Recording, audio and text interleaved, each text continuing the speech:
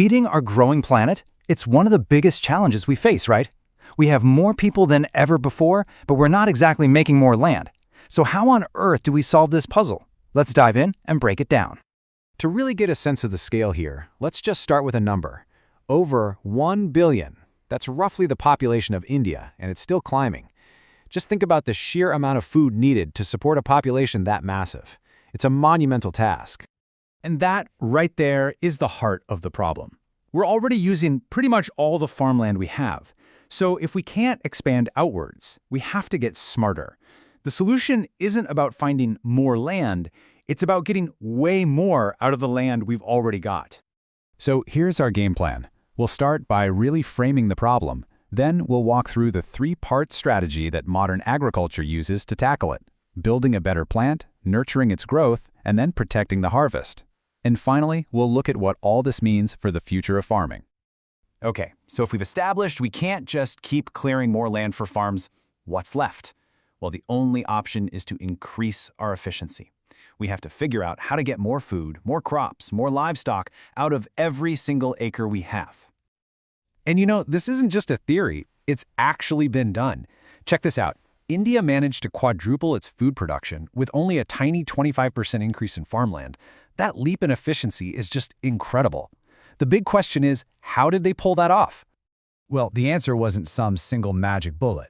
It was a clear scientific roadmap, a systematic, three-pronged attack that improved every single stage of the farming process, from the moment the seed goes in the ground to the day of the harvest. And here it is, the three-step plan. First, you engineer a better seed. Second, you perfect the way you grow it. And third, you protect that crop from everything that wants to destroy it. So let's break down each of these steps one by one. All right, let's start with Pillar 1, improving the crop variety itself. This is all about building a better plant from the ground up, starting right with its genetic code. It's kind of like agricultural engineering at its most basic level. One of the main tools in the toolbox is something called hybridization. You can think of it like selective breeding or even matchmaking for plants. Scientists take two different plant varieties, sometimes even different species, and cross them to create a new one that hopefully has the best traits of both its parents. But what exactly are the traits they're looking for? Well, here's the wish list for that perfect plant. Number 1, of course, you want a higher yield, more food, but quality is just as important, right?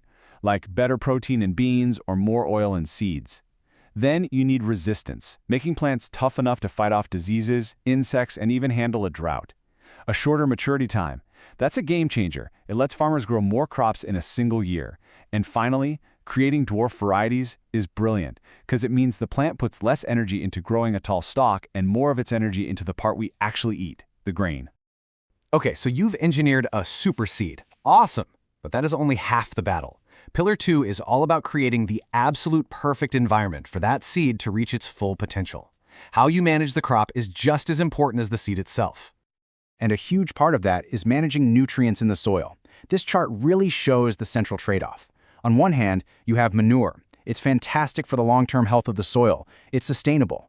On the other hand, chemical fertilizers give you this powerful, immediate boost of specific nutrients, which can lead to huge yields. But, and it's a big but, overuse can pollute water and actually destroy the soil's fertility over time. It's a constant balancing act.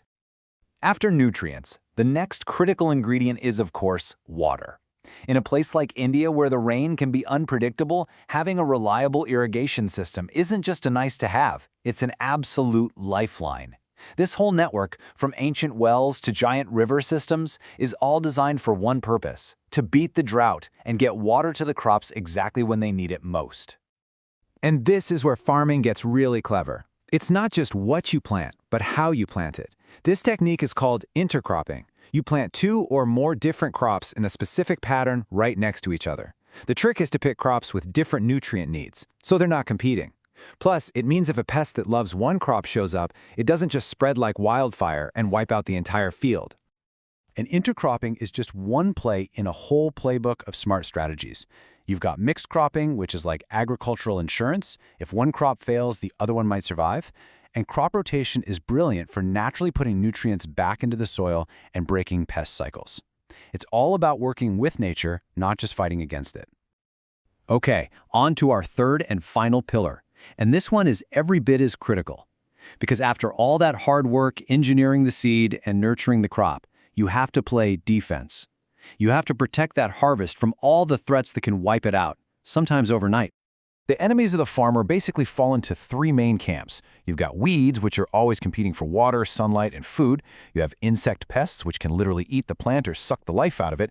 And then you've got diseases, caused by tiny things like bacteria and viruses. If you let any of these go unchecked, they can be absolutely devastating.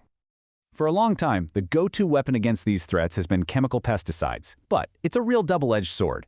Sure, they can be effective, but as the source material points out, using too many of them creates huge problems. They can be poisonous to other plants and animals, and they cause environmental pollution. It's that classic case where the cure might be as bad as the disease. So the smartest defense is an integrated one. It means using pesticides but strategically and combining them with other methods. Things like good old-fashioned mechanical weed removal or preventative tactics like deep plowing in the summer to destroy pests and weeds before they even get started. It's all about having multiple lines of defense. So let's pull all this together. We've seen the three-point plan: better seeds, smarter farming, and stronger protection. But when we step back and look at the big picture, what does this tell us about the future of how we feed ourselves? And this right here is the bottom line. The goal has changed. The first green revolution was all about maximizing production, sometimes at a huge environmental cost. The new goal, the real challenge, is to increase production sustainably, to work in harmony with our planet's resources, not just use them up. And that leaves us with this final, crucial question. The science is there. The techniques, as we've seen, exist. We have this incredible toolkit for feeding the world. So the ultimate test now isn't really one of technology, it's one of wisdom. Can we use these powerful tools to nourish both humanity and the planet we all call home?